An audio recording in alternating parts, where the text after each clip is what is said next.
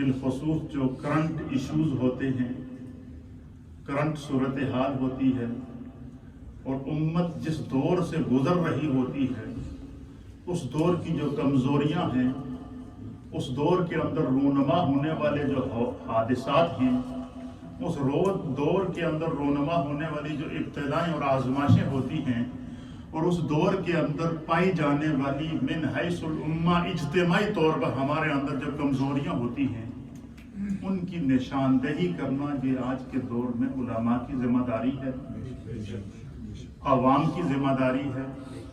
ہمیں ہر لمحہ اپنی آنکھیں، اپنے کان، اپنے دل، اپنے دماغ، اپنے فکر، اپنے خیال، اپنے تصور، اپنے تخیل کو کھول کے رکھنا چاہیے۔ کیوں؟ آپ دیکھیں گے دن بہ دن یہ جو آزمائشیں آ رہی ہیں، اس کی وجہ کیا ہے؟ کہ بھی آپ نے سوچا انشاءاللہ اس پر میں تفصیل سے گفتگو کروں گا۔ یہ جو کمنگ فرائیڈے ہے، اس میں یہ جو سیلاب آ رہے ہیں، حادثات آ رہے ہیں، زلزلے آ رہے ہیں، کبھی ہم وباؤں کا شکار ہو رہے ہیں، امت پریشان ہے، بے بس نظر آ رہی ہے، کبھی ہمارے اوپر اللہ کے گھر کے دروازے بند ہو جاتے ہیں، کبھی حرم شریف کے دروازے بند ہو جاتے ہیں، حرمین طیبین کے دروازے بند ہو جاتے ہیں، اور اتنی ابتلا سے یہ امت گزر رہی ہے، پھر بھی ہمارے دل سخت ہیں، ہم توبہ کی طرف نہیں آ رہے، رائے راست کی طرف نہیں آ رہے ہیں۔ اجتماعی طور پر ہمارے اندر کچھ ایسی کمزوریاں موجود ہیں جن کی نشاندہی ضروری ہے۔ اس پر میں انشاءاللہ تفصیل سے گفتگو کمنگ فرائیڈے کو کروں گا۔ اگر آپ لوگ اس میں دلچسپی رکھتے ہیں تو 1 بجے جمعے کو آپ یہاں مسجد میں آ جائیں گے، انشاءاللہ میں اس پر تفصیل سے اس دفعہ بیان کروں گا۔ اب چونکہ وقت کم ہے، لیکن کیونکہ علماء کی جو مجلس ہوتی ہے یہ واعظ و نصیحت کی مجلس ہوتی ہے، اللہ کے حبیب علیہ الصلوۃ والسلام جن کے ہم امتی ہیں وہ خاتم النبیین ہیں۔ کیا ہیں؟ اللہ نے اپنے حبیب کی ذات پر دین کو کیا کر دیا؟ مکمل کر دیا۔ حضور علیہ الصلوۃ والسلام جب دنیا سے ظاہری طور پر آپ نے پردہ فرمایا تو سرکار دو عالم صلی اللہ تعالیٰ علیہ وآلہ وسلم نے جو ہے وہ وراثت، درم اور دنانیر اور جائیدادیں نہیں چھوڑی، لیکن ایک وراثت حضور چھوڑ کر گئے ہیں، وہ ہے علم۔ کیا ہے؟ اور اس وراثت کے ورثاء کا بھی اعلان کر کے گئے، اور اعلان کیا کیا کہ انما العلماء ورثۃ الانبیاء۔ حضور نے فرمایا قیامت تک میری امت کے جو علماء ہیں وہ انبیاء کے علوم کے وارث ہیں۔ قیامت تک جب بھی امت ڈگمگائے گی، اس دور میں کوئی نہ کوئی ایسا صاحب فکر کھڑا ہوگا جو امت کی سمت کو درست کرے گا۔ آپ تاریخ اٹھا کر دیکھ لیں، سرکار دو عالم صلی اللہ تعالیٰ علیہ وسلم کے جب ظاہری طور پر وصال ہوا تو اللہ کی طرف سے سرکار دو عالم صلی اللہ علیہ وسلم کے علم کے وارث بن کر جس کے اوپر پوری امت نے اجماع کیا اور جن کو اپنا امام، مقتدیٰ اور امیر اور خلیفہ مقرر کیا، ان کا نام افضل البشر بعد الانبیاء بالتحقیق جناب سیدنا صدیق اکبر ہے۔ اسی طریقے سے بالترتیب خلفائے اربعہ، حضرت فاروق اعظم، حضرت عثمان غنی، حضرت مولا کائنات، پھر اس کے بعد آپ ترتیب دیکھیں، ائمہ دین متین کو دیکھیں، تابعین کو دیکھیں، تبع تابعین کو دیکھیں، ائمہ مجتہدین کو دیکھیں، علماء امت کو دیکھیں، اولیاء کاملین۔ یہ جتنے بھی اولیاء ہیں، جتنے بھی اولیاء کاملین ہی یہ پہلے عالم ہیں، ان کو پہلے علم عطا کیا گیا، پھر اس کے بعد جو ہے اللہ تعالیٰ نے روحانیت کے مناظر منصب عطا فرمائے، اور یہ امت کی رہنمائی کرتے رہے ہیں، اور قیامت تک یہ ہماری ذمہ داری ہے۔ میرے سامنے حدیث پاک ہے، اس کو امام ترمذی کے حوالے سے صاحب مشکات نے مشکات شریف کے اندر نقل فرمایا۔ حضرت حذیفہ رضی اللہ تعالیٰ عنہ اس حدیث کے راوی ہیں۔ آپ بیان فرماتے ہیں کہ سرکار دو عالم شفیع معظم جناب سید العالمین محمد الرسول اللہ صلی اللہ تعالیٰ علیہ وآلہ وسلم نے ارشاد فرمایا، حضور نے فرمایا کہ قسم اس ذات کی۔ اب مجھے بتائیں کہ جس معاملے کے لیے اللہ کے حبیب قسم کھا رہے ہیں، اور قسم کھا کر اگر حضور کسی معاملے کو بیان کر رہے ہیں، اس کی اللہ اور اس کے رسول کے نزدیک کتنی بڑی اہمیت ہوگی۔ یہی وجہ ہے کہ اللہ تعالیٰ نے بعض ایسی جگہیں جو ہے وہ قرآن حکیم فرقان مجید پر بعض مقامات ایسے ہیں کہ جس کا آغاز اللہ تعالیٰ نے قسم سے کیا ہے۔ فرمایا لا اقسم بہذا البلد، مکہ اور مدینہ شہر کی، حرمین طیبین کی، مکہ کی حرم کی قسم اللہ نے کھائی ہے۔ اور قسم کھانے کے بعد کیا اعلان کیا کہ اس شہر کی میں قسم کیوں کھا رہا ہوں؟ اس شہر کے اندر میرے مصطفیٰ پیدا ہوئے، اس شہر کے اندر اس ذات نے اپنا قدم رنجا فرمایا ہے جو وجہ تخلیق کائنات ہے، جس کے اوپر اللہ نے دین کو مکمل کیا ہے، جس پر خدا نے نبوت کو تمام کیا ہے، جس کے اوپر اللہ تعالیٰ نے اپنی نعمتوں کو مکمل کیا ہے، اللہ تعالیٰ نے اس شہر کی قسم کھائی ہے۔ جس پہاڑ پر میرے مصطفیٰ نے قدم رکھا، اللہ نے اس پہاڑ کی قسم کھا لی ہے۔ جس درخت کو میرے مصطفیٰ کریم نے چھو لیا، خدا نے اس درخت کی قسم کھائی ہے۔ وجہ کیا ہے کہ یہ نسبتیں ہیں۔ تو یہاں اللہ کے حبیب علیہ الصلوۃ والسلام خود قسم کھا، وہاں رب قسم کھا رہا ہے مصطفیٰ کی، یہاں حضور قسم کھا رہے ہیں کہ اس ذات کی قسم، اللہ مصطفیٰ کی قسم کھا رہا ہے اور مصطفیٰ رب کی قسم کھا کر امت کی اصلاح کر رہے تھے۔ کیا حضور نے فرمایا اس ذات کی قسم جس کے قبضہ قدرت میں مجھ محمد کی جان ہے۔ کیا فرمایا کہ حضور نے فرمایا کہ تم ضرور ضرور نیکیوں کا حکم دیتے رہو، لوگوں کو برائیوں سے روکتے رہو، گناہوں سے روکتے رہو، نیکیوں کا حکم دیتے رہو، امت کی اصلاح کرتے رہو۔ کیوں کہ فرمایا کہ برائیوں سے روکتے رہو۔ اگر تم ایسا نہ کرو گے، ہم جب کوئی واز کرتے ہیں، نصیحت کرتے ہیں، تو کئی لوگوں کے ماتھوں پہ بٹ پڑ جاتے ہیں، یار یہ مولوی بڑے تنگ کر دے، انہوں نے کوئی اور کام ہی نہیں لگتا، تو سانو اور کوئی کام ہے ہی نہیں، تو نہ ہی اسے کوئی اور کام کرنا ہے۔ تسی راضی ہو یا ناراض ہو گیا، یہ واضح و نصیحت کرتے رہیں گے، یہ ہماری ڈیوٹی ہے، اور یہ ڈیوٹی خدا اور مصطفیٰ کی طرف سے لگائی گئی ہے۔ اس لیے کہتے ہیں جو سچ ہوتا ہے یہ کڑوا ہوتا ہے، تو کبھی کبھی جو ہے وہ کڑوا گھٹ پی لینا چاہیے، اس دے نال شوگر بندے دی ٹھیک رہے گی۔ یہ گل ہے یا نہیں؟ میٹھا زیادہ تیز ہو جائے تو پھر کڑوا کوٹ لینا پہنتا ہے، پھر کریلے دا جوس پینا پہنتا ہے، پھر جڑی بوٹیاں کڑوی کھانی پہنتی ہیں تاکہ جسم کا لیول کیا ہو جائے، کنٹرول رہے۔ یہ علماء حقہ کی یہ ذمہ داری ہے کہ امت کو واعظ اور نصیحت اور دین کی طرف لائیں۔ تو حضور علیہ السلام نے فرمایا کہ اگر تم نیکیوں کا حکم دیتے رہو، کوئی غلط کرے تو اس کو ٹوکو، نصیحت کرتے رہو۔ ہمارے ہاں رواج ہے، ایک اور میں حدیث مکمل کر لوں پھر اس کا تبصرہ کر کے پھر دعا کی طرف بڑھتے ہیں۔ سرکار نے فرمایا کہ اگر تم ایسا نہ کرو گے، امت کی اصلاح نہ کرو گے، امت کو نیکیوں کی طرف نہ لاؤ گے، گناہوں سے نہ روکو گے، بدعات سے نہ روکو گے، خرافات سے نہ روکو گے، اور امت جو من حیث المجموعی گناہوں کے اندر پڑی رہے گی، تو سرکار دو عالم صلی اللہ علیہ وسلم نے فرمایا کہ پھر سنو، پھر کیا ہوگا؟ فرمایا پھر بہت جلد اللہ رب العالمین تم لوگوں پر مختلف قسم کے عذاب بھیجے گا۔ وہ عذاب وباؤں کی صورت میں ہوں گے۔ کیا کرونا وائرس ہمارے پاس نہیں آیا؟ اس نے کتنی تباہی مچائی ہے، اور ایک وقت ایسا آیا کہ ہمارے لیے مسجدوں کے دروازے بند، حرم کے دروازے بند، پورے 6 مہینے سال تک ہم مسجدوں میں نماز پڑھنے کے لیے نہیں آئے۔ لیکن میں نے نہیں دیکھا کہ کوئی روتا ہوا نظر آیا ہو، چیختا ہوا یہاں آیا ہو کہ ہمارے لیے مسجد کے دروازے کب کھلیں گے۔ یہ ہمارے دل کیا ہو چکے ہیں، سخت ہو چکے ہیں۔ دوستو اس طرف ہمیں خود بھی آنا ہوگا، اپنی اولادوں کو بھی لانا ہوگا، یہ لانا ہوگا، لانا ہوگا، لانا ہوگا۔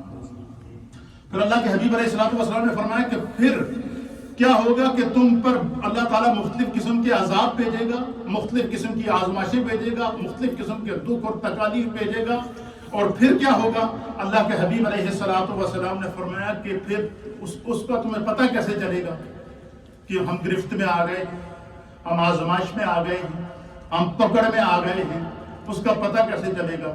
فرمایا تم جتنی لمبی دعائیں کرو گے تمہاری دعائیں قبول نہیں ہوگی، تمہاری دعائیں قبول نہیں ہوں گی۔ اس لیے سچے دل سے جب توبہ کرو گے، برائی کے راستے کو چھوڑو گے، گناہ کے راستے کو چھوڑو گے، اور اللہ کے دین کی طرف آؤ گے، اور اپنے گھر کا ماحول دینی بناؤ گے، اپنے آپ کو دین کی طرف لاؤ گے، اپنی اولاد کو دین کی طرف لاؤ گے، اور میں خدا تم سے آزمائشوں کو اٹھا دے گا، برا وقت ختم ہو جائے گا۔ اس لیے ہمیں اس طرف آنا چاہیے۔ یہ گاڑی ہے LG59 GZP اور PN16 ZRF، اس کو پلیز وہاں سے موو کریں جہاں یہاں یہ گاڑی ہے۔ تو ہمیں اس سے کیا درس ملا ہے کہ ہمیں جب بھی کوئی کمزوری ہو اس کی نشاندہی کریں. دیکھیں ہمارے ہاں یہ ہوتا ہے، میں دو باتیں جو بڑی ضروری ہے کرنا چاہتا ہوں. ایک یہ کہ مثلا کوئی بھی مسجد کے اندر پروگرام ہو، تعزیتی پروگرام ہو یا کوئی فوت ہو جائے تو ہم کھوڑی رکھتے ہیں. تو ہم نے دیکھا کہ پورے رشتہ دار، عزیز و اقارب سارے جمع ہوتے ہیں، لیکن ان میں سے کسی کو بھی یہ خیال نہیں ہوتا کہ بھائی ہم مسجد میں آئے، ہمیں مسجد کے ادب کا احترام کا خیال رکھنا چاہیے. ٹولیوں میں بیٹھے ہوں گے، گپیں لگا رہے ہوں گے، مسجد کے اندر دنیاوی باتیں کر رہے ہوں گے. یہ ساری اپنی آئے مسجد میں ہے اور گناہ کی زندگی میں. مسجد میں آ کر بھی اگر بندہ گناہ کرے، اور ہماری جو مائیں بہنیں اوپر سن رہی ہیں وہ اس بات کو خاص طور پر نوٹ کریں. یہ میں پن نوٹ اس لیے کر رہا ہوں کہ یہ کمزوریاں ہمارے اندر پائی جاتی ہیں. یہ نہیں میں کہہ رہا ہوں، میں کسی کو ٹارگیٹ نہیں کر رہا ہوں، یہ ہماری ذمہ داری ہے. جو بات دیکھیں اس کی اصلاح کریں. اس دوران اور اس میں خدا بند قدوس ہم سب کو اجر عطا فرمائے گا. اگر کسی ایک کی بھی اصلاح ہو گئی تو میری بھی بخشش ہے اور آپ کی بھی بخشش ہے. تو مسجد میں جب بھی تعزیت کے لیے آئیں یا نماز کے لیے آئیں یا عبادت کے لیے آئیں تو مسجد کے آداب کا خیال رکھنا یہ ہم سب کا، چاہے وہ مرد ہوں یا خواتین ہوں، یہ ضروری ہے. مسجد میں ٹولیاں بنا کے باتیں نہ کریں. اوپر جب پوری جہاں لگی ہوئی ہے، چاہے وہ کمیونٹی ہال کے اندر ہماری مائیں بہنیں بیٹھی ہیں یا جو اوپر جو مرد حضرات جہاں بیٹھتے ہیں، دنیا جہان کی جو باتیں باہر نہیں کرنی ہوتی ہیں، دنیا جہان کی جو غیبتیں باہر نہ کرنی ہوں، وہ آ کر یہاں کرتے ہیں. فلانا یہ کر گیا، فلانا یہ کر گیا، وہ سامنے موجود ہی نہیں ہے. اور پھر ایک دوسرے سے حسد کی ہمارے اندر بیماری پیدا ہو گئی. فلاں بندہ اس طرح کیوں ہو گیا، فلاں. نبی علیہ الصلوۃ والسلام نے فرمایا کہ جو بندہ کسی سے حسد کرتا ہے، کیا کرتا ہے؟ حسد کرتا ہے. حضور نے فرمایا کہ حسد انسان کی نیکیوں کو اس طرح کھا جاتی ہے جیسے کچھ لکڑی کو آگ جلا کے راکھ کر دے. یعنی حسد وہ دوسرے سے کر رہا ہوتا ہے اور اپنی نیکیاں جل رہی ہوتی ہیں، اپنی نیکیاں تباہ ہو رہی ہوتی ہیں. ان چیزوں پر ہمیں عمل کرنا ضروری ہے. نمبر 2 بات، آج ایک اور چیز میں نے جو محسوس کی ہے وہ میں آپ کے سامنے بیان کر رہا ہوں. آج کل یہ ایک رواج ہے کہ جب کوئی فوت ہو جائے تو قبرستان میں جاتے ہیں. بہت اچھی بات ہے، ہم سب کو قبرستان میں جانا چاہیے. قبرستان میں جانے سے خوف خدا آتا ہے، آخرت کی یاد آتی ہے. لیکن ایک اور رواج یہ ابھی میں نے یہاں دیکھا ہے، بالخصوص میں اپنے بولٹن کے قبرستان کی بات کرتا ہوں. جب کوئی مرد بزرگ فوت ہو جائے یا کوئی خاتون فوت ہو جائے تو ان کے جو رشتہ دار، عزیز و اقارب ہوتے ہیں، وہ جب قبرستان جاتے ہیں تو آج کل خواتین 8-8, 10-10, 15-15, 16-16 مل کر اکٹھی قبرستان جا رہی ہیں. اچھا، جا کر قبرستان کے اندر گھنٹوں کھڑی رہیں گی، آپس میں باتیں کرتی رہیں گی. فلانے دا میاں ایسا ہے، فلانے دا ایسا ہے، فلانے دا ایسا ہے، فلانے دے گھر ہو رہا، فلانے دے گھر ہو رہا، فلانے دے گھر ہو رہا، فلانا ایسا سی، فلانا ایسا سی. کھڑی کہاں ہے؟ قبرستان کے اندر، اور باتیں کر رہی ہیں دنیاوی غیبت کی بات، اور گھنٹوں قبرستان میں کھڑی رہیں گی اور باتیں کرتی رہیں گی. جو پہلی بات یہ ہے کہ ہمارے علماء اور محدثین نے منع کیا ہے کہ جو خواتین قبرستان یا کسی زیارت کے لیے جائیں تو وہ پردہ جائیں. کیا کریں؟ اور فوراً جائیں. کہ بعض ہمارے فقہا نے تو منع کیا کہ عورت کو قبرستان جانا ہی نہیں چاہیے، لیکن اگر جو جاتی ہیں تو وہ کیا کریں؟ پردہ جائیں. میں آپ کو اس کی مثال پیش کرتا ہوں کہ جب سرکار دو عالم صلی اللہ تعالیٰ علیہ وآلہ وسلم کا وصال ہوا تو صحابہ اکرام کے درمیان یہ مسئلہ آیا کہ حضور علیہ الصلوۃ والسلام کی تدفین کہاں کی جائے، آپ کی قبر شریف کہاں پر، آپ کا مزار شریف کہاں پر بنایا جائے. تو مختلف رائے آئی. کہیں نے کہا کہ سرکار نے جب جنت البقیع قبرستان منتخب کیا تو یہاں ہونا چاہیے. کسی نے کچھ رائے دی، کسی نے کچھ رائے دی. تو جناب صدیق اکبر رضی اللہ تعالیٰ عنہ اور دیگر صحابہ اکرام نے کہا کہ سرکار دو عالم صلی اللہ علیہ وسلم نے فرمایا کہ نبی جس جگہ پر اس کی روح قبض ہو اس کو وہیں پر دفن کیا جاتا ہے. تو حجرہ عائشہ صدیقہ رضی اللہ تعالیٰ عنہ جو سرکار کا گھر تھا، وہیں پر سرکار دو عالم صلی اللہ علیہ وسلم کی روح قبض ہوئی، وہیں پر آپ کو غسل دیا گیا، وہیں پر آپ کی نماز جنازہ جو ہے وہ ٹولیوں کی شکل میں آ کر صحابہ اکرام نے آپ پر درود و سلام پڑھ کر ادا کی. اور حجرہ عائشہ صدیقہ کے اندر سرکار دو عالم صلی اللہ علیہ وسلم کی کیا ہوئی؟ تدفین کی گئی. ام المومنین سیدہ عائشہ کہتی ہیں کہ جب تک سرکار دو عالم صلی اللہ علیہ وسلم کی وہاں پر قبر موجود تھی تو میں جس طریقے سے عام اپنے کمرے میں سرکار کی بارگاہ میں حاضر ہوتی تھی اسی انداز سے جاتی رہی. پھر کچھ عرصے کے بعد تقریباً 2-2.5 سال گزرنے کے بعد امیر المؤمنین خلیفۃ المسلمین جناب سیدنا ابوبکر صدیق رضی اللہ تعالیٰ عنہ کا وصال ہوا. اور سیدنا صدیق اکبر رضی اللہ تعالیٰ عنہ کے وصال کے بعد آپ فرماتی ہیں کہ میرا حضور علیہ الصلوۃ والسلام کی قبر انور پر مزار پر انوار پر جانے کا معمول وہی رہا. کیوں کہ ادھر حضور علیہ الصلوۃ والسلام میرے شوہر تھے اور دوسری طرف جو قبر تھی وہ کس کی تھی؟ حضرت ابوبکر صدیق کی جو میرے والد ماجد تھے. تو کہتی میں بالکل بے تکلفی سے جس طرح اپنے گھر میں رہتی تھی اس طریقے سے جب تک حضور کا قبر میں موجود رہے, جب تک سیدنا صدیق اکبر آپ کے ساتھ تدفین میں موجود رہے, میں اسی انداز سے جس طرح میں اپنے گھر میں اپنے حجرے میں رہتی تھی اسی انداز میں جاتی, سلام کرتی, درود پڑھتی, دعا پڑھتی, آپ کے وسیلے سے دعائیں کرتی. پھر آپ فرماتے ہیں کہ تقریباً سرکار دو عالم صلی اللہ علیہ وسلم کے وصال کے 10 سال کے بعد, کتنے بلکہ 12 سال کے بعد, اور 12 سال کچھ ماہ کے بعد پھر سیدنا امیر المؤمنین خلیفۃ المسلمین سیدنا فاروق اعظم رضی اللہ تعالیٰ عنہ کا وصال ہوا.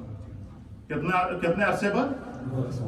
12 سال تک سیدہ عائشہ صدیقہ کہتی ہے کہ میں جب حضور علیہ الصلوۃ والسلام اور سیدنا صدیق اکبر کی قبر شریف پر آپ کے مزار پر انوار پر جاتی تھی تو میں اسی انداز سے بے تکلف ہو کر جاتی تھی جس طرح کہ میں اپنے گھر میں ہوں, کیونکہ ایک طرف حضور نبی علیہ الصلوۃ والسلام موجود تھے اور دوسری طرف میرے والد حضرت سیدنا صدیق اکبر موجود تھے.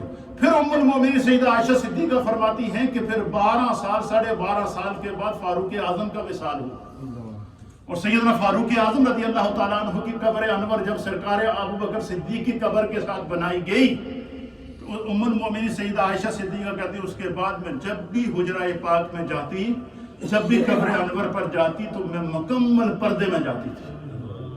کیا کرتی تھی؟ مکمل پردے کے اندر جاتی تھی اور وہاں پر تھوڑی دیر ٹھہر کر دعا کر کے فوراً نکل کر آ جاتی تھی. جو ہماری مائیں بہنیں قبرستان جاتی ہیں ان کے لیے یہ نصیحت ہے, یہ یاد رکھیں کہ قبرستان میں ٹولیوں کی صورت میں اگر جاتی ہیں تو درود پڑھتی ہوئی جائیں, سلام پڑھتی ہوئی جائیں, تسبیحات پڑھتی ہوئی جائیں. قبرستان میں کھڑی ہو کر غیبت نہ کریں.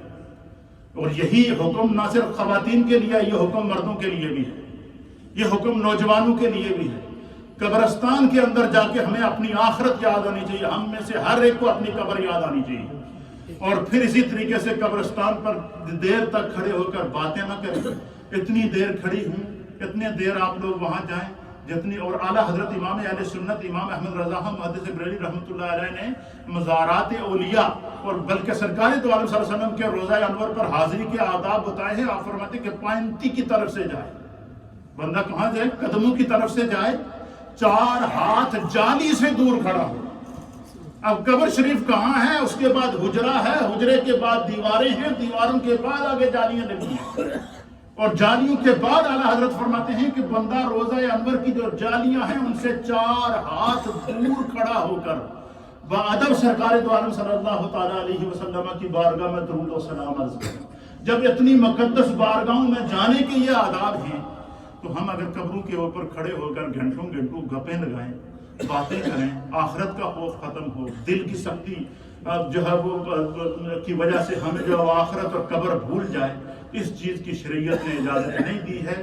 جو مائیں بہنیں اس کو رواج بنا رہی ہیں یہ بدعت ہے, اور یہ بدعت ہمیں گمراہی کی طرف لے جائے گی. اس کو کیا جائے. ایک بات. دوسرا, کسی نے وہاں پر میں نے یہ دیکھا قبرستان کے اوپر, میں میری کوشش ہوتی ہے میں تقریباً ہفتے میں 1 دن تو ہر حال میں اس قبرستان میں جاتا ہوں, جا کے تمام اہل قبرستان کے لیے دعا کرتا ہوں.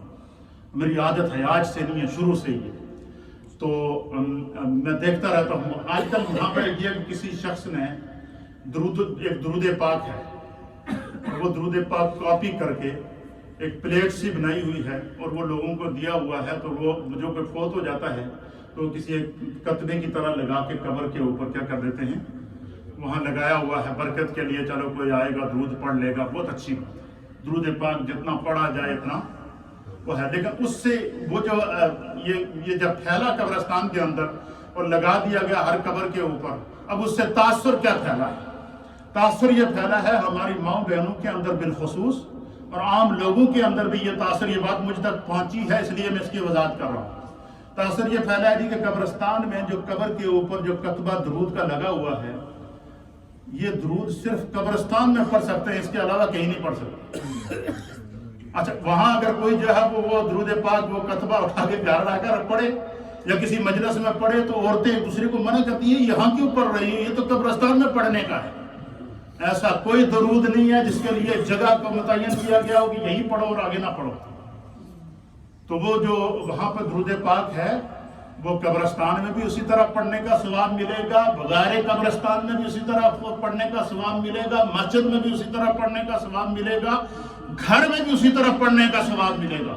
یہ ساری وہ کمزوری. اچھا یہ چیز اگر اس کو ہم اس کی وضاحت نہیں کریں گے تو کل پرسوں یہ پھر نیا دین بن کے سامنے آ جائے گا. جی وہ قبرستان کا درود بندے نے گھر پڑھ لیا تھا، پتہ چلا جی قبر دا عذاب ٹر کے گھر آ گیا. پھر کیا برائی سے پھر برائی جنم لیتی ہے، گناہ سے گناہ جنم لیتا ہے. اور اسی طریقے سے اس کی وہ جو درود پاک جو اچھا درود ہے ماشاءاللہ پڑھا ہے میں نے، بہت اچھے سیغوں کے ساتھ ہے، اس میں عذاب قبر سے پناہ ہے سرکار دو عالم صلی اللہ علیہ وسلم کے وسیلے سے. بہت اچھی بات ہے، آپ اس کو پڑھیں، جتنا پڑھ سکتے ہیں پڑھیں. لیکن یہ ایسا کوئی دین نہیں ہے کہ وہ قبرستان میں ہی پڑھو گے، گھر پڑھو گے تو اس کا ثواب نہیں ملے گا، مسجد میں پڑھو گے تو اس کا ثواب نہیں ملے گا. بلکہ اللہ تو فرماتا ہے ان اللہ وملائکتہ یصلون علی النبی یا ایھا الذین آمنوا صلوا علیہ وسلموا تسلیما. اللہم صلی وسلم علی سید الانبیاء والمرسلین. تو یہ جو تاثر پیدا ہوا کہ قبرستان میں جو درود وہ کتبے کی صورت میں لگا ہوا ہے وہ صرف قبرستان میں ہی پڑھ سکتے ہیں، گھر میں یا مسجد میں یا کہیں اور نہیں پڑھ سکتے. یہ لوگوں کے اپنے ذہن کی اختراع ہے، ایسا کوئی نہ دینی حکم ہے نہ شرعی حکم ہے. بلکہ میرے آقا نے فرمایا کہ میرا جو امتی روئے زمین کے کسی بھی کونے میں ہو، جب وہ مجھ پر درود بھیجتا ہے خدا اس کے اور میرے درمیان سے حجاب کو ہٹا دیتا ہے. سرکار فرماتے ہیں کہ میں اس کے درود کو براہ راست سنتا ہوں، چاہے وہ قبرستان میں پڑھے، مسجد میں پڑھے، گھر میں پڑھے، اجتماع میں پڑھے، مشرق میں پڑھے، مغرب میں پڑھے، شمال میں پڑھے یا جنوب میں پڑھے، جہاں بھی پڑھے گا اپنی زبان سے جب درود پڑھے گا اللہ کے حبیب فرماتے ہیں میری نظر میں آتا ہے میں اس کے سلام کا جواب دیتا ہوں. یہ چند چیزیں ہیں، ان کے اوپر عمل کرنا انتہائی ضروری اور لازمی ہے. اسی طریقے سے چند احکام عدت کے ہیں. عدت کے احکام ہیں، مثلا قرآن حکیم فرقان مجید نے تین طرح کی عدت بیان فرمائی. مثلا اگر کوئی کسی عورت کا شوہر فوت ہو جائے تو قرآن نے اس منظر کو بیان فرمایا ہے کہ اس کی جو عدت ہے، اس کی جو اہلیہ ہے، اس کی عدت 4 مہینے اور 10 دن ہے.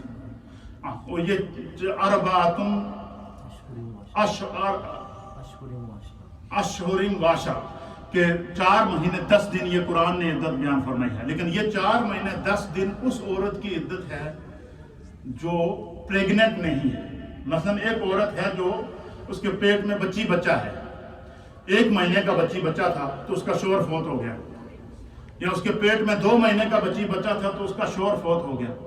اب اس کے لیے حکم کیا ہے کہ اس کی جو عدت ہے وہ جب تک کہ وہ بچہ پیدا ہوتا اس وقت تک وہ عدت میں ہے. جب بچہ پیدا ہو جائے گا تو اس کی عدت ختم. اسی طریقے سے طلاق کی عدت قرآن نے بیان فرمائی ہے. اور طلاق کی عدت یہ ہے کہ 3 پیریڈز جو عورت کو منتھلی پیریڈ آتے ہیں 3 پیریڈز تک یہ اس کی عدت ہے. وہ بھی اس صورت میں ہے کہ اگر وہ پریگننٹ نہیں ہے، حاملہ نہیں ہے، تو اگر اس کے پیٹ میں بچہ ہے تو جب تک بچہ پیدا ہوتا اس وقت تک وہ عدت قائم رہتی ہے. ایک بات.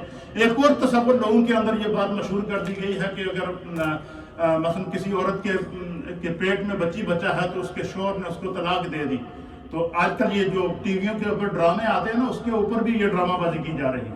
وہ ڈرامہ بازی یہ کی جا رہی ہے کہ بھائی فلاں بندے نے اپنی بیوی کو طلاق دے دی تو اس کے پیٹ میں بچہ تھا زیادہ طلاق نہیں ہوئی.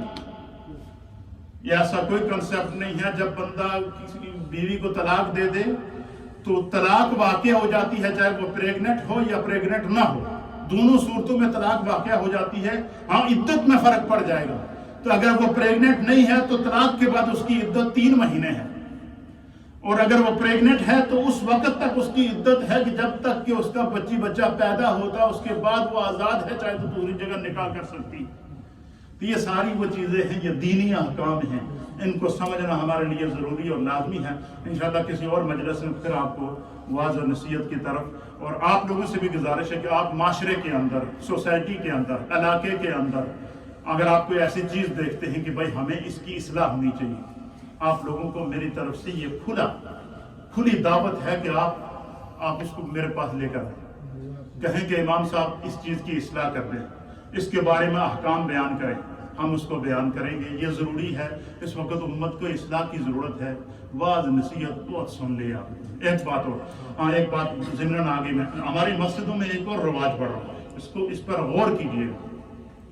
آپ کی مسجد کا جو امام ہے, خطیب ہے, جس کو اہل محلہ نے, مسجد کمیٹی نے اپنی مسجد کا امام مقرر کیا ہے, خطیب مقرر کیا ہے, اور وہ دین کی خدمات آپ کی مسجد کے اندر دے رہا ہے, وہ آپ کا قائد ہے, وہ آپ کا مقتدا ہے, وہ آپ کے اعمال, آپ کے سجدوں, آپ کی نمازوں کا گواہ ہے, اور آپ اس کے گواہ ہیں, وہ آپ کا گواہ ہے.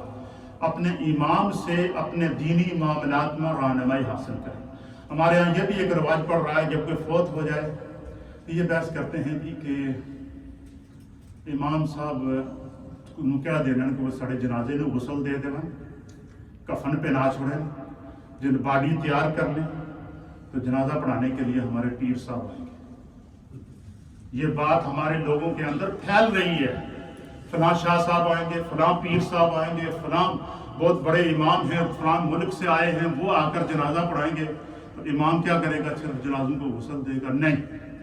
جس امام کے پیچھے آپ نماز پڑھتے ہیں, جس مسجد میں آپ نماز پڑھتے ہیں, اس امام کے مشورے کے بغیر کسی بھی آدمی کو دعوت نہ دیں کہ وہ آ کر یہاں نماز پڑھائے, جنازہ پڑھائے. امام اپنی مرضی سے کسی کو آگے کرتا ہے تو وہ امام وہ سب کے لیے قابل قبول ہوگا. لیکن یہ کوئی بندہ ضد کر بیٹھے میرے پیر صاحب آ کے جنازے پڑھائیں گے, میرے پیر صاحب آ کر مسجد کے اندر یہ کریں گے, تو یہ بات ان ایکسیپٹیبل ہے. شریعت میں اس کی اجازت نہیں ہے. ہاں, اگر آپ اپنی انڈیویجول کر لیں, کسی شادی ہال میں جا کر لیں پروگرام, کسی بڑے میدان میں جا کے پروگرام کر رہے ہیں, جس کو مرضی بلا لیں, لیکن جس مسجد میں آپ آئے ہیں, آپ اس مسجد کے امام کے تابع ہیں.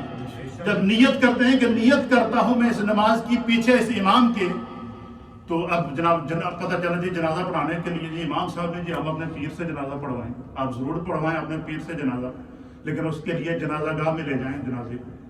یہ باتیں یہ باتیں تو بڑی کڑوی ہیں لیکن سچی ہیں, کرنا ضروری ہے. یہ چیزیں پھیل رہی ہیں ہمارے لوگوں کے اندر. اس سے کیا ہوتی ہے؟ کمیونٹی کے اندر رسپیکٹ کم ہوتی ہے. اور دوسرا یہ کہ میں اکثر لوگوں سے پوچھتا تھا, یہ لوگ کہتے ہیں جی ہمارے پیر صاحب آئیں گے جی, وہ جنازہ پڑھائیں گے جی, امام صاحب نے غسل دے دیا, دعا کر لی, سب کچھ کر لیا. امام کی فکر صرف یہ ہوتی ہے کہ امام نے نکاح کی فیس کتنی لینی ہے. یہ فکر نہیں ہوتی کہ شادی ہال کے اندر ہم نے جو 1.5-2 لاکھ پاؤنڈ خرچ کیے ہیں, جن کی شریعت بھی اجازت نہیں دیتی, اس کی فکر نہیں ہے. لیکن امام کو ہم نے نکاح کی کتنی فیس. ایک دفعہ میں جہاں نکاح پڑھانے کا تو ایک ساتھ نکاح کے بعد بڑا ہاتھ دکھ, جناب لاکھوں پاؤنڈ کے خرچے کیے ہوئے. تو مجھ سے وہ صاحب پوچھتے ہیں جی امام صاحب جرمانہ کتنا ہے نکاح فیس دیتے ہوئے؟ کہتے ہیں امام صاحب جرمانہ کتنا ہے؟ تو میں نے کہا 1.5 لاکھ پاؤنڈ. یہ گل جرمانے دی ہے؟ نہیں امام صاحب مجھے مذاق کر رہے تھے. میں کیا مذاق کرنے کے لیے تجھے یہ کہ امام سے 100 پاؤنڈ 150 پاؤنڈ 200 پاؤنڈ فیس دینی پڑے گی, آپ پوچھو جرمانہ کتنا ہے؟ یہ ہم لوگوں کے اندر یہ ایک عجیب قسم کی نیچرل پائی جاتی ہے. امام کو میں آپ کو بتا دوں کہ آپ نے کبھی سنا ہے کہ کبھی کسی امام نے ہڑتال کی ہو, یار میری تنخواہ کم ہے تو میں آج نماز نہیں پڑھانی؟ کبھی نہیں سنا ہوگا. کبھی کسی امام کا آپ نے شکوہ نہیں سنا ہوگا. خدا ان کی مدد کرتا ہے. ان کے رزق کے اندر جو بھی تنخواہ ہوتی ہے وہ تنخواہ نمازیں پڑھانے کی نہیں لیتے, تبلیغ کرنے کی نہیں لیتے. جو وقت آپ دیتے ہیں اس کی وہ ان کی خدمت کی جاتی ہے. تو اعلیٰ حضرت امام اہل سنت نے تو فتاوی رضویہ شریف کے اندر لکھا کہ علماء اور ائمہ کی اتنی خدمت کی جائے کہ ان کو ان کے ذہن میں بھی نہ آئے کہ میں اپنے بل کیسے بھروں گا, میں اپنے گھر کا نظام اور بچوں کے نظام کیسے چلاؤں گا. یہ نہ سمجھے کہ کوئی امام صاحب مطالبہ کر رہے ہیں, یہ میں ایک حقیقت بیان کر رہا ہوں. تو ان چیزوں کے لیے سمجھا فکر کیا ہوتی ہے جی نکاح کی فیس امام صاحب کو کتنی دینی ہے. 4 بندوں سے 5 بندوں سے 8 بندوں سے مشورہ کریں گے. کوئی یہ نہیں پوچھے گا کہ یہ جب 20-50 لاکھ کا ہال بک کرایا ہے جی اس سے کتنے لوگوں سے مشورہ کیا تھا. تو یہ ساری چیزیں, یہ کمزوریاں ہیں ہمارے اندر پائی جاتی ہیں. ان کمزوریوں کو دور کرنا ہمارے لیے انتہائی ضروری اور لازمی ہے. تو میں اکثر یہ کہا کرتا ہوں کہ جو لوگ یہ کہتے ہیں کہ جی جنازہ آ کر جی ہمارے پیر صاحب پڑھائیں گے, جی کیوں پڑھائیں گے جی پیر صاحب آپ کے؟ جس وقت آپ یہاں کرونا وائرس کی وبا پھیلی اور باڑیوں کے مسجدوں کے اندر ڈھیر لگ گئے, लोगों ने जो बाडियों के बुरासा थे वो बाडियों को गुस्ल देने के लिए तैयार नहीं थे। उस वक्त गुस्ल कौन दे रहा? आपका इमाम। उस वक्त जनाजे कौन पढ़ा रहा है? आपका इमाम। उस वक्त आपके पीर साहब कहाँ छुपे हुए थे भाई? एक सवाल है ना। जब कोरोना वायरस से लोग मर रहे थे उस वक्त किसी ने नहीं कहा जी इमाम साहब ना जी हमारे पीर साहब आएंगे, कोरोना वाली बॉडी है वो, उसको गुस्ल भी देंगे, कफन भी पहनाएंगे, जनाजा भी पढ़ाएंगे। ये इस कंसेप्ट को खत्म करें। जिस मस्जिद में आप नमाज पढ़ते हैं उसके रूल को फॉलो करें, उसके उसूल को फॉलो करें, अपने इमाम की रिस्पेक्ट करें। क्योंकि कुरान में अल्लाह ने फरमाया कि जब क़यामत का दिन होगा ना, जिस इमाम के पीछे आप नमाज पढ़ते हैं, जिसको आपने अपना मुक्तदा बनाया है, अल्लाह फरमाएगा कि जिस तरह इमाम के पीछे खड़े होंगे इसी तरह अपने इमाम यौम नदऊहुम बिइमामिहिम, क़यामत के दिन खुदा अपने इमाम के साथ आपको बुलाएगा। आपका इमाम आपकी सजदों की गवाही देगा, आपकी उसकी गवाही देगा। ये चंद बातें मैंने इसलिए कर दी हैं कि ये जैसे छोटी छोटी मैं माशरे के अंदर चीज़ें देखता रहता हूँ, जमा करता रहता हूँ, मौका दौड़ता रहता हूँ कि उधर जमा हुए तो फिर तुहानू सुनावा। जड़ियाँ गल्लां रह गई हैं वो आइंदा फिर किसी मजलिस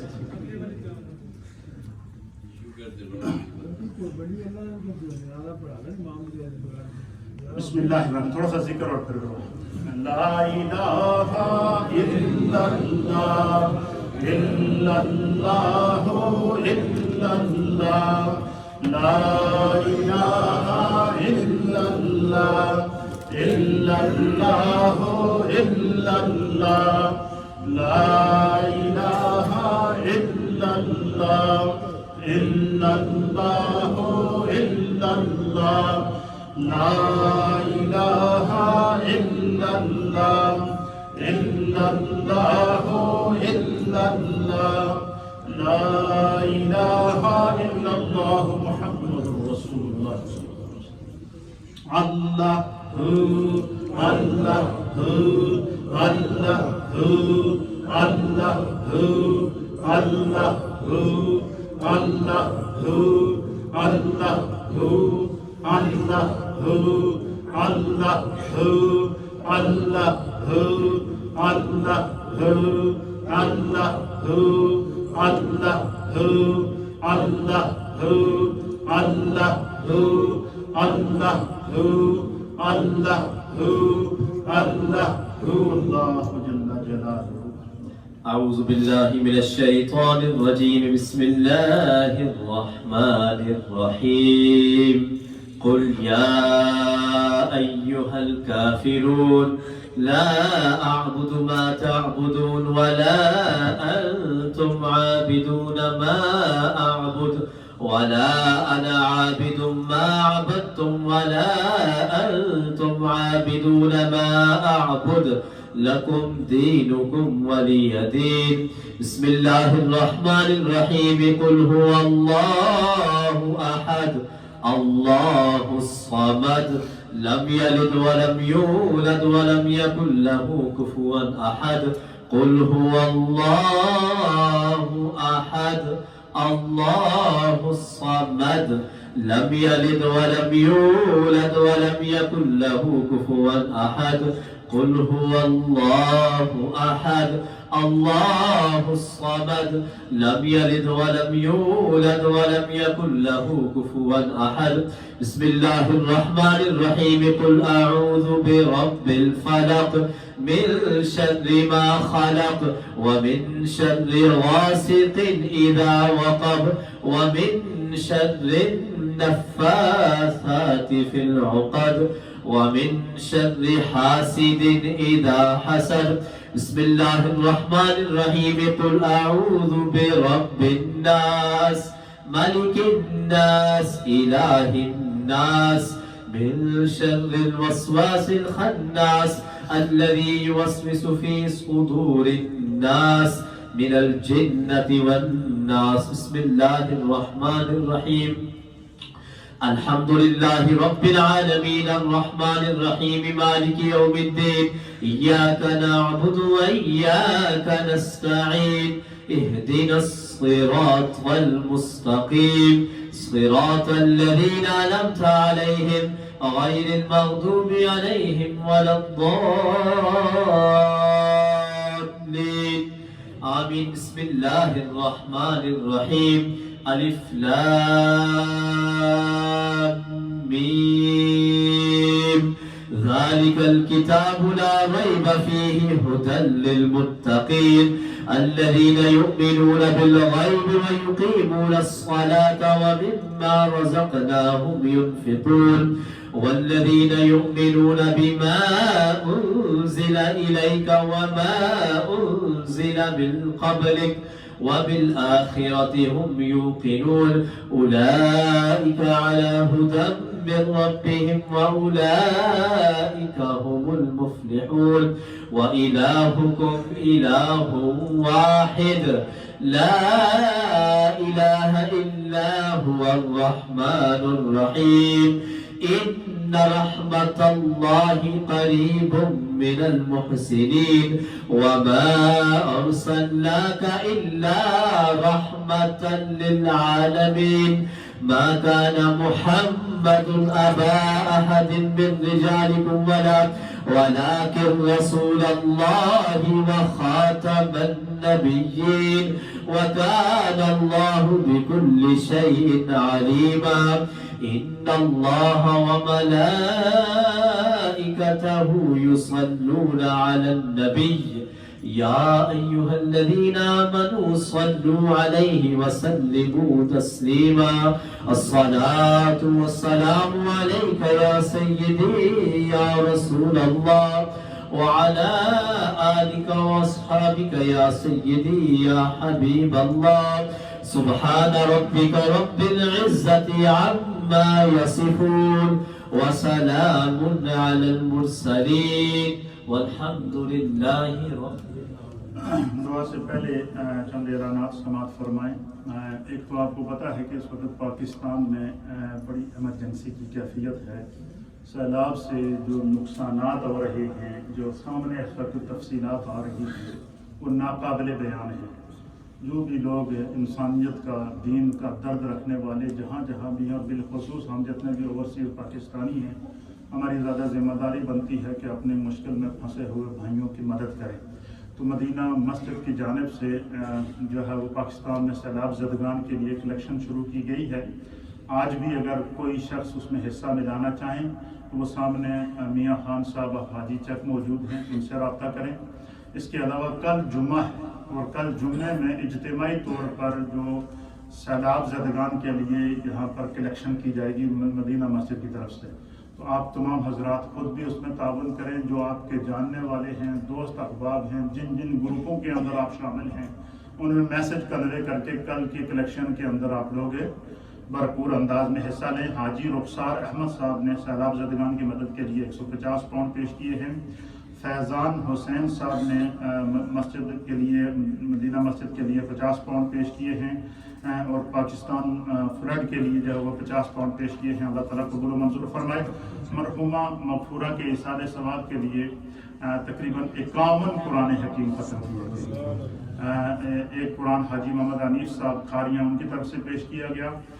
50 قرآن حکیم جو ہے وہ اس لسٹ کے مطابق پیش کیے گئے ہیں۔ اسی طریقے سے درود پاک ہے، مختلف قسم کے درود پاک پڑھے گئے ہیں۔ 2000 مرتبہ درود شریف ہے۔ ختم غوثیہ جو ہے وہ 2 مرتبہ پڑھا گیا ہے۔ سورہ مریم 200 مرتبہ پڑھی گئی ہے۔ سورہ طٰہٰ 200 مرتبہ پڑھی گئی ہے۔ سورہ انبیاء 200 مرتبہ پڑھی گئی ہے۔ سورہ حج 200 مرتبہ پڑھی گئی ہے۔ سورۃ المؤمنون جو ہے 200 مرتبہ پڑھی گئی ہے۔ سورہ نور 200 مرتبہ پڑھی گئی ہے۔ سورہ یاسین 300 مرتبہ اور بہت اجتماعی طور پر بہت تلاوت کی گئی ہے۔ اسی طریقے سے سورہ شورا پڑھی گئی ہے 200 مرتبہ۔ سورہ زخرف 200 مرتبہ پڑھی گئی ہے۔ سورہ محمد 1200 مرتبہ پڑھی گئی ہے۔ سورہ رحمان 200 مرتبہ پڑھی گئی ہے۔ سورۃ الملک جو ہے وہ 1200 مرتبہ پڑھی گئی ہے۔ سورہ قلم 200 مرتبہ پڑھی گئی ہے۔ درود شریف 38 لاکھ مرتبہ 38 لاکھ جو ہے وہ پڑھی گئی ہے۔ دلائل الخیرات شریف 200 مرتبہ پڑھی گئی ہے۔ آیت الکرسی 1000 مرتبہ پڑھی گئی ہے۔ ختم خواجگان شریف پڑھا گیا ہے 500 مرتبہ۔ ختم قادریہ 500 مرتبہ پڑھا گیا ہے۔ کلمہ طیبہ 80,000 مرتبہ کا ورد کیا گیا ہے۔ تیسرے کلمے کا 1000 مرتبہ ورد کیا گیا ہے۔ آیت کریمہ پڑھی گئی ہے 1000 مرتبہ۔ کلمہ استغفار 1000 مرتبہ۔ تسبیح فاطمہ رضی اللہ تعالیٰ عنہ جو ہے وہ 500 مرتبہ پڑھی گئی ہے۔ اللہ تعالیٰ کے متفرق جو اسماء گرامی ہیں ان کو 1000 مرتبہ ورد کیا گیا ہے۔ اسی طریقے سے کل شریف 1000 مرتبہ پڑھی گئی ہے۔ اللہم اجرنا من النار جو ہے وہ 1000 مرتبہ اس کو ورد کیا گیا ہے۔ ولا حول ولا قوت الا باللہ، اور تسبیحات اور تحلیلات، اور آج کی اس پوری مجلس اور پورے اہتمام اور انصرام اور جو میت کے مائی صاحبہ مرحومہ مغفورہ کے لواحقین کی جانب سے مسجد کے لیے، فلیٹ کے لیے، سیلاب کے لیے جو خدمات کی گئی ہیں، اللہ تعالیٰ اپنی بارگاہ میں قبول و منظور فرمائے۔ دعا ہوگی اور دعا کے بعد اوپر آپ حضرات کے لیے کھانے کا اہتمام ہے۔ آمین۔ اللہم صلی وسلم علی سید الانبیاء والمرسلین وعلی آلہ الطیبین وصحابہ الطاہرین اجمعین۔ اللہم انا نسألک العفو والعافیہ والمعافاة الدائمة في الدین والدنیا والآخرہ والفوز بالجنة والنجاة من النار۔ اللہم ارحمنا فإنک خیر الراحمین، اللہم اشفعنا فإنک خیر الشافعین، اللہم افتح لنا فإنک خیر الفاتحین، اللہم ارزقنا فإنک خیر الرازقین۔ اللہم انا نسألک العفو والعافیہ والمعافاة الدائمة في الدین والدنیا والآخرہ والفوز بالجنة والنجاة من النار۔ یا رب کریم، جتنے جملہ کلمات طیبات ختم پاک اور تقریباً 51 قرآن حکیم اور یہ مختلف صورتیں، اوراد و وظائف، تسبیحات و تحلیلات اس لسٹ کے مطابق اجتماعی طور پر اس مجلس کے اندر، اور یہ جو تعزیت کے لیے جو کلمات طیبات مردوں اور خواتین کی جانب سے پڑھے گئے ہیں، اللہ اپنی بارگاہ میں قبول و منظور فرمائے۔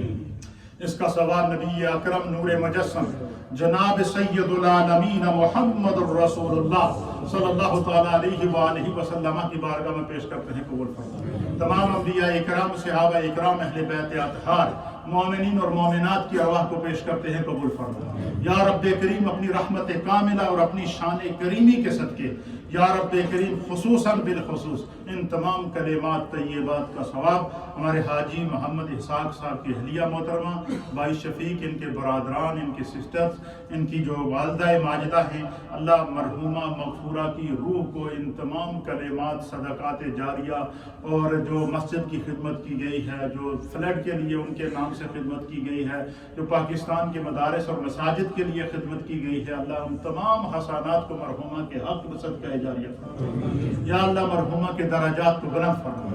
بتقاضۂ بشریت مرحومہ سے دنیا میں جتنی بھی لغزشیں، کوتاہیاں، گناہ دانستہ، نادانستہ، عمدن، خطاً، ظاہر اور مستور سرزد ہوئی ہیں، اپنے حبیب کے صدقے معاف فرما۔ یا اللہ مرحومہ کے صغیرہ گناہوں کو معاف فرما۔ اے اللہ مرحومہ کے کبیرہ گناہوں کو معاف فرما۔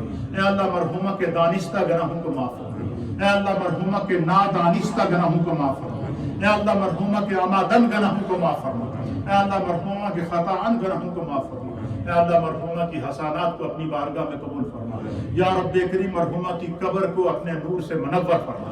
اے اللہ مرحومہ کو قبر میں دیدار مصطفیٰ عطا فرما، حشر میں شفاعت مصطفیٰ نصیب فرما، پل صراط پر دعائے مصطفیٰ عطا فرما، حوض کوثر پر جام مصطفیٰ عطا فرما۔